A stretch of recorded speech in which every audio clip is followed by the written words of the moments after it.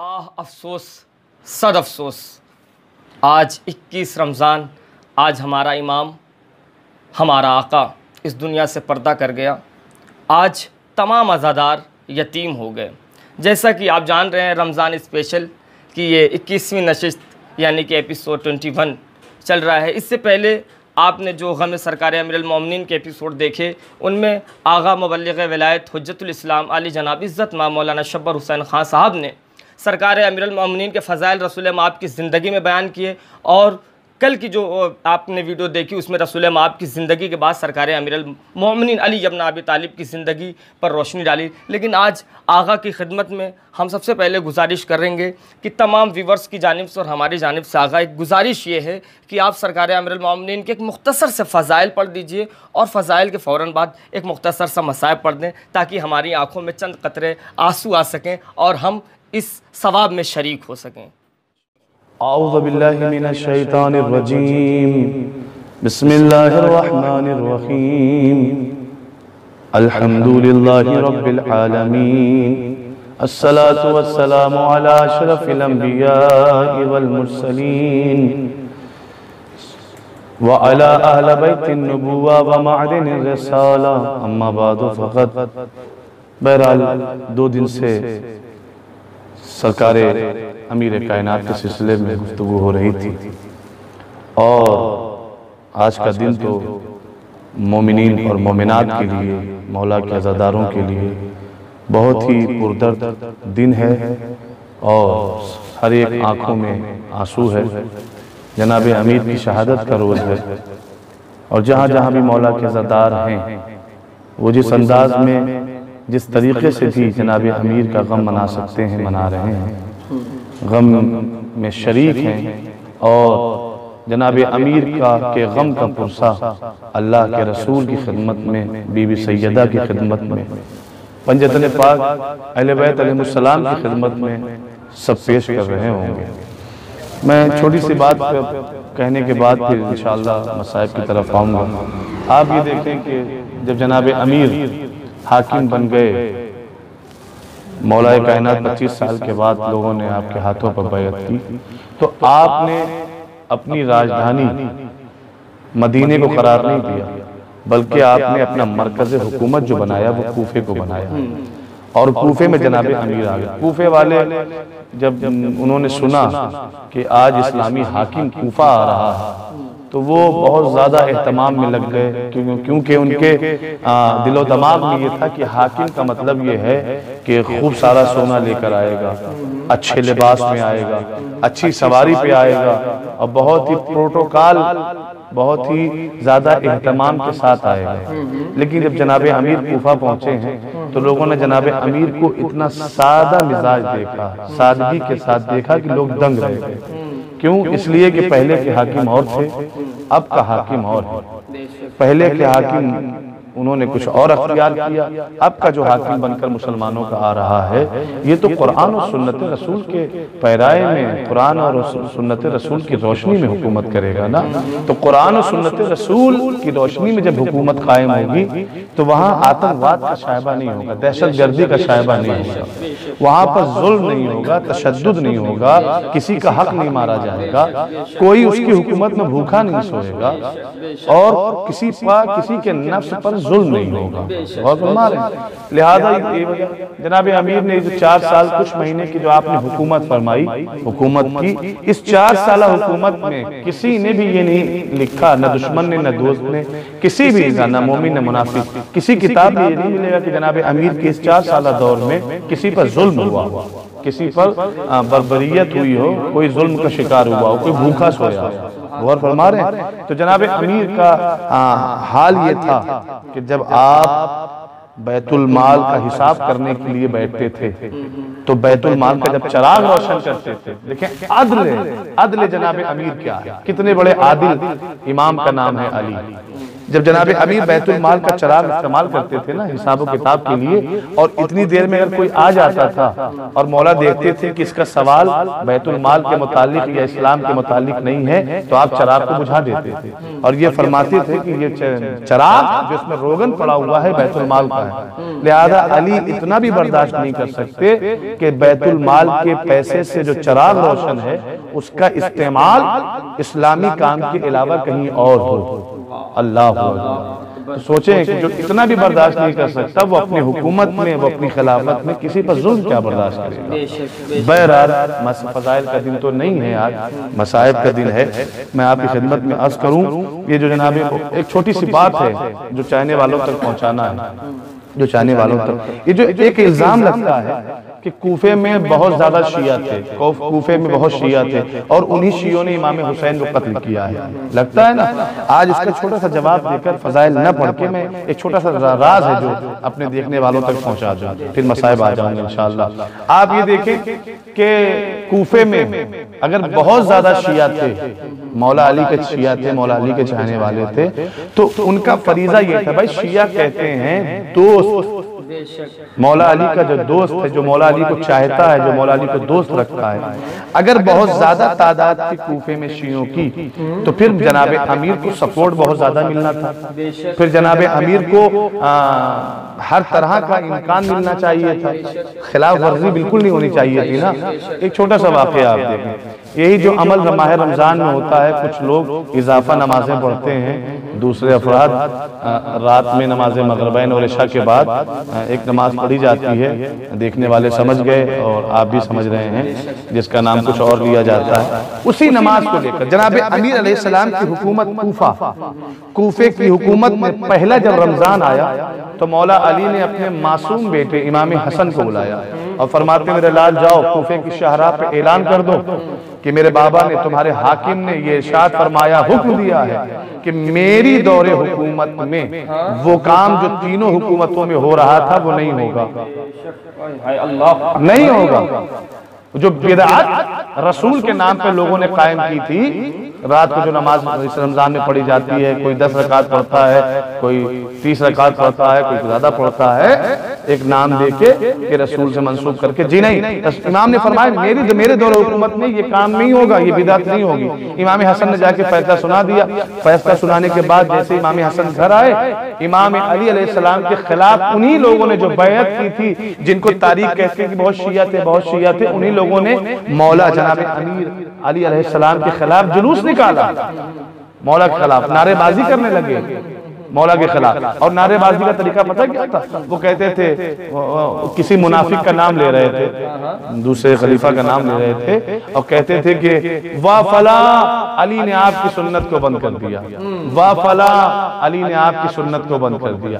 چاہنے والے بھی کچھ لوگ جناب امیر کے پاس آئے، مولا آپ نے یہ جو عمل آپ نے بند کرنے کا حکم دیا ہے بدعت کو، آپ نے کیسا حکم دے دیا کہ لوگ جو آپ کے ہاتھوں پر بیعت کر چکے ہیں وہی آپ کے خلاف جلوس نکالے ہوئے ہیں۔ امام نے فرمایا کہ شاید، غور فرمائے، امام فرماتے ہیں کہ ہاں اسی لیے علی نے مدینہ چھوڑ کر کوفے میں حکومت کرنے کا ارادہ کیا تاکہ کچھ باتیں لوگوں تک سامنے آ جائیں۔ مطلب مولا کہ میں نے ایک تیر سے دو شکار کیا، میں نے ایک حکم دیا کہ یہ نماز جو مغرب و عشاء کے بعد رسول سے منسوخ کر کے لوگ پڑھ رہے ہیں اسے بند کرو، ایک حکم دیا بند کرنے کا، لیکن اس ایک حکم سے میں نے دو کام ثابت کیے، دو باتیں ثبوت کے طور پر رکھی۔ پہلی بات کیا ہے مولا؟ امام نے فرمایا کہ سنو، وہ کیا کہتے ہیں؟ واہ فلاں علی نے آپ کی سنت کو بند کر دیا۔ کہتے اگر یہ رسول کی سنت ہوتی تو اس منافق کا نام نہ لے کر رسول کا نام لیتے کہ واہ رسول اللہ علی نے آپ کی سنت کو بند کر دیا۔ ان کا رسول کا نام نہ لے کر دوسرے کسی منافق کا نام لینا اس بات کی دلیل ہے کہ یہ جو نماز رمضان میں خاص طور سے راتوں میں پڑھی جاتی ہے یہ رسول کی سنت نہیں ہے، یہ کسی منافق کی سنت ہے، اور منافقین کی سنت کا نام اسلام نہیں، رسول کی سنت کا نام اسلام ہے۔ اب آپ نے غور فرمایا، مولا نے کیا فرمایا تھا کہ میں قرآن اور سنت رسول کے مطابق حکومت کروں گا۔ تو اس کا مطلب اس کا تعلق سنت رسول سے نہیں ہے، ایک بات۔ دوسری بات مولانا نے فرمایا کہ اگر یہ میرے شیعہ ہوتے تو میرا حکم پا کر سر تسلیم خم کر دیتے، میرے خلاف جلوس نہ نکالتے۔ تو اب یہ جو الزام لگتا ہے کوفے میں شیعہ زیادہ تھے، ان تک یہ جواب پہنچنا چاہیے کہ کوفے میں شیعوں کی تعداد کم تھی، منافقین کی تعداد زیادہ تھی، اور اگر منافقین کی تعداد زیادہ نہ ہوتی تو پھر امام علی علیہ السلام مسجد میں شہید کیے جاتے ہیں؟ بالکل نہیں۔ ہاں یہی عبد الرحمن ابن ملجم جو امام کو بہت چاہتا تھا اور امام سے محبت کا دم بھرتا تھا، جو ایک خاتون کے بہکاوے میں، ایک ملعون کے بہکاوے میں آ گیا۔ قطامہ کہتی ہے کہ اگر تم علی کو شہید کر دو گے میں تم سے شادی کر لوں گی عبد الرحمن سے۔ ایک آفر تو یہ ملا، دوسرا آفر وہ شام والا ملعون جو ہے فقیر شام، جس نے دولت کا آفر دیا، جس نے پناہ کا کہ تم علی کو شہید کر دو گے، پناہ ہم تمہیں دیں گے، دولت ہم تمہیں دیں گے، قطامہ سے شادی ہو جائے گی، عہدہ تمہیں دیں گے۔ یہ تمام چیزوں کے چکر میں، دنیا کے چکر میں آ کر یہ آمادہ ہو گیا کہ میں جناب امیر کو قتل کروں گا۔ اور قتل کیسے کیا ہے اس ملعون نے؟ کس انداز میں قتل کیا ہے؟ آپ کو پتا ہے کہ اس ملعون نے 3 دن تک اپنی تلوار کو زہر حلال میں بجھا کے رکھا، زہر حلال میں بجھا کے رکھا۔ 3 دن تک یہ تلوار زہر میں بجھی رہی، اور اس زہر میں بجھانے کا مقصد یہ تھا کہ اگر علی ضربت کی چوٹ سے، ضربت کے زخم سے بچ بھی جائیں تو زہر کی شدت انہیں نہ بچنے دے۔ اللہ اکبر۔ اور لیجئے وہ موقع آیا کہ جب جناب امیر، صبح کا وقت ہے، جناب زینب سلام اللہ علیہ فرماتی ہے کہ میرا بابا 21ویں رمضان کی جو شب آئی ہے نا، ساری رات میرا بابا آرام نہ فرما سکا۔ مولا علی کبھی آنگن میں ٹہلتے تھے، پھر کبھی مصلی پہ جا کے نماز پڑھنے لگتے تھے، بڑی بے چینی اور بڑی مصیبت کے عالم میں، کرب کے عالم میں جناب امیر نے پوری رات گزاری۔ اللہ اکبر۔ اور جناب امیر مصلی پر بیٹھ کر رونے بھی لگتے تھے اور فریاد کرتے تھے، یا رسول اللہ آپ کی امت نے علی پر ظلم بہت کیا ہے، یا رسول اللہ آپ کی امت نے علی کو ستایا بہت ہے، فریاد کرتے تھے جناب امیر۔ بہرحال جناب امیر صبح کا وقت آیا، نماز کا وقت آیا، آپ اپنے گھر سے مسجد جانا چاہتے تھے، مرغابیاں پال رکھی تھی جناب امیر۔ مرغابیاں سامنے آ گئی ہیں، گویا اپنی بے زبانی سے یہ کہہ رہی تھی جناب امیر سے، مولا مسجد نہ جائیے، مسجد نہ جائیے۔ بہرحال امام حسن کو بلایا، فرماتے میرے لال حسن نماز کا وقت ہو گیا، میرے لال میرے ساتھ چلو۔ جناب امیر نے امام حسن، امام حسین، مولا عباس اور بنی ہاشم کے جتنے شہزادے اس وقت موجود تھے سب جناب امیر کے ساتھ چلے۔ چلتے چلتے جناب امام حسن سے وصیت فرماتے میرے لال ان مرغابیوں کو میرے بعد اگر ان کا نام و نفقہ دینے کی طاقت رکھنا تو انہیں پالنا، ورنہ انہیں آزاد کر دینا۔ اللہ آگئے جناب امیر مسجد میں، گلدستہ اذان پر میرا مولا آیا اور مولا نے اذان کہی اور محراب پہ جانا چاہتے تھے، دیکھا کہ ایک ملعون لیٹا ہوا ہے، اوندھے منہ لیٹا ہوا ہے۔ ہاں وہ عبد الرحمن ابن ملجم تھا جو تلوار کو چھپائے ہوئے تھا۔ اب کیونکہ علی ایک کریم امام کا نام ہے نا، علی ایک شفیق امام کا نام ہے نا، تو لہذا امام ظالمین کو بھی ہدایت دیتا ہے اور مومنین کو بھی ہدایت دیتا ہے۔ امام نے اسے ہدایت دیتے ہوئے کہا کہ تجھے پتہ نہیں اذان ہو گئی ہے، اٹھ جا وقت نماز ہے۔ امام یہ کہہ کر مصلی پہ آئے، لیجئے صاحب اقامت ہو گئی اور جناب امیر نے صبح کی نماز کی نیت فرمائی اور لوگ جماعت میں مشغول ہو گئے، اور یہ ملعون اپنے ہاتھوں میں بجھی ہوئی زہر سے تلوار لے کر جناب امیر کی جانب بڑھا۔ سجدے میں جناب امیر نے سر رکھا ہی تھا کہ جناب امیر کے فر کے مبارک پر یہ زہر سے بجھی ہوئی تلوار ملعون نے جناب امیر کے فر کے مبارک پر ماری، اور جیسے ہی سر پر ضربت لگنی تھی آواز فضا میں گونجی، فزت برب الکعبہ، رب کعبہ کی قسم علی کامیاب ہو گیا، رب کعبہ کی قسم علی کامیاب ہو گیا۔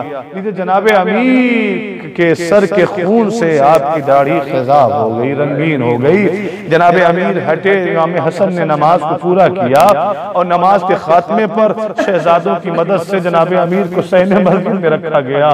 امام نے جیسے ہی آنکھیں کھولی فرمانے لگے کہ یہ بتاؤ میرا قاتل کہاں ہے؟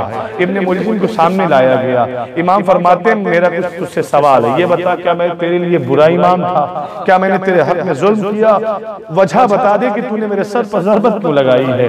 کہتا ہے کہ اے علی ابن ابی طالب، جس کی قسمت میں جہنم کی آگ لکھی ہو وہ جنت نہیں جا سکتا۔ امام نے فرمایا یہ ڈرا اور سہما ہوا ہے، اسے شربت پلاؤ۔ اللہ اکبر، یہ کرم کی انتہا ہے، اسے علی کہتے ہیں جو اپنے قاتل کو شربت پلائے۔ اللہ اکبر، بس مختصر الفاظ میں بات ختم ہونے والی ہے۔ لیجئے عزیزوں، جناب امیر نے ایک بات کہی، اسے شربت پلاؤ اور فرماتی اسے چھوڑ دو۔ اگر قصاص لینا چاہتے تو اس نے مجھے ایک ضربت لگائی ہے نا، تو ایک ہی ضربت لگانا، لیکن بہتر یہ ہے کہ اسے چھوڑ دو۔ لو عزیزوں، ادھر جناب امیر کو لے کر شہزادے اور صحابی اور تمام چاہنے والے مولا کائنات کو مسجد کوفہ سے نکال کر بیت الشرف تک لے جانا چاہتے تھے۔ جب جناب امیر نے دیکھا کہ گھر قریب آنے والا ہے نا، تو امام حسن سے فرماتے میرے لال حسن، میرے چاہنے والوں سے کہہ دو کہ بس مجھے یہیں سے رخصت کر کے واپس ہو جائیں۔ ہاں، کیوں؟ اس لیے کہ مجھے اس حالت میں دیکھ کر میری شہزادیاں برداشت نہ کر سکیں گی، میری بیٹیاں مجھے دیکھ کر مجھے برداشت نہ کر سکیں گی اور رونے کی آواز بلند ہو جائے گی۔ علی نہیں چاہتا کہ اپنی زندگی میں اپنی شہزادیوں کی رونے کی آواز نامحرموں تک پہنچے۔ میں ہاتھوں کو جوڑ کر کہوں گا مولا، آپ کو آج کوفے میں یہ گواہلا کہ حسن بھی موجود ہے، امام حسین بھی موجود ہے، مولا عباس بھی موجود ہے، آپ کو یہ گوارا نہ ہوا کہ اپنوں کی موجودگی میں شہزادیوں کی رونے کی آواز نامحرموں کی سماعت تک پہنچے۔ لیکن ہائے رے کوفہ، ہائے رے شام کا بازار، جہاں آواز گئی منادی ندا دے رہا تھا، پہچانو یہ زینب ہے، پہچانو یہ ام کلثوم ہے۔ سیدانیہ بالوں سے چہرہ چھپا رہی تھی۔ بس عزیزوں، لایا گیا گھر میں، شہزادیاں رونے میں مبتلا ہو گئی نا۔ 21 رمضان ہے نا آج۔ ہاں، طبیبوں نے بتایا کہ زہر اتنا زیادہ پھیل چکا ہے کب جناب امیر بچ نہیں سکتے۔ تو امام حسن نے فرمایا طبیبوں کوئی تو راہ حل بتاؤ، کچھ دیر تک میرا بابا ہمارے درمیان ہے، ہم اپنے بابا سے مستفید ہو، ہم اپنے بابا سے کچھ گفتگو کرنا چاہتے ہیں۔ طبیبوں نے کہا اگر چاہتے یہ ہو کہ کچھ دیر کے لیے زہر کا اثر کم ہو جائے نا، بس آخری فکرہ ہے، کچھ دیر کے لیے زہر کم ہو جائے نا تو انہیں جتنا ہو سکے دودھ پلاؤ، شیر پلاؤ۔ یہ بات کہنی تھی نا کہ کوفے میں جتنے یتیم تھے، غریب تھے، سنا کہ ہمارے مسیحا کو دودھ کی ضرورت ہے، ہمارے احسان کرنے والے پر، ہمارے محسن کو دودھ کی ضرورت ہے۔ چھوٹے چھوٹے بچے چھوٹے چھوٹے کوزوں میں دودھ لے کر حاضر ہو گئے۔ میرا دل کہتا ہے کہ چھوٹے چھوٹے کوزوں میں دودھ رکھا ہوا جب جناب امیر نے دیکھا ہوگا نا تو ایک مرتبہ مولا علی کو کربلا ضرور یاد آئی ہوگی۔ ہائے رباب کا لال، ارے جس کی ماں کا دودھ بھی خشک ہو گیا تھا، پانی بھی ختم ہو گیا تھا۔ بس رضاداروں، جناب امیر کی شہادت مکمل ہو گئی۔ ہاں، کفن و غسل و کفن ہوا، شہزادے تدفین کے لیے آگے بڑھے، جناب امیر کو دفن کر دیا۔ دفن کر کے جب واپس آ رہے تھے نا تو ایک نشیب سے رونے کی آواز آئی، اللہ اکبر۔ امام حسن، امام حسین، آقا عباس اس نشیب میں پہنچے، دیکھا کہ ایک نابینا شخص ہے جو رو رہا ہے، گریہ فرما رہا ہے۔ امام حسن نے پوچھا رونے کی وجہ کیا ہے؟ کہ تین دن ہو گئے ہمارا محسن ہمارے قریب نہیں آیا، میں 3 دن سے بھوکا بھی ہوں، پیاسا بھی ہوں۔ کہ پتا تیرے محسن کا نام کیا تھا؟ کہ جب بھی میں نے نام پوچھنے کی کوشش کی نا تو اس نے یہی کہا کہ اتنا سمجھ لے کہ فقیر کے پہلو میں فقیر بیٹھا ہوا ہے، غریب کے پہلو میں غریب بیٹھا ہوا ہے۔ عزیزوں، لو مصائب تمام ہو گیا، صرف کربلا میں شام غریبہ نہیں آئی ہے، کوفے میں بھی شام غریبہ آئی ہے۔ میرا دل کہتا ہے جب مولا علی کو دفن کر کے تمام شہزادے گھر آئے ہوں گے اور پہلی شب آئی ہوگی زینب نے بابا کے بغیر، ام کلثوم نے بابا کے بغیر، شہزادوں نے بابا کے بغیر، یہ شام غریبہ کیسے گزاری ہوگی؟ لو حسن یتیم ہو گئے، حسین و عباس یتیم ہو گئے، سیدانیہ یتیمہ ہو گئی۔ علی لعنت اللہ علی القوم الظالمین وسيعلم الذين ظلموا أي منقلب ينقلبون. إنا لله وإنا إليه راجعون.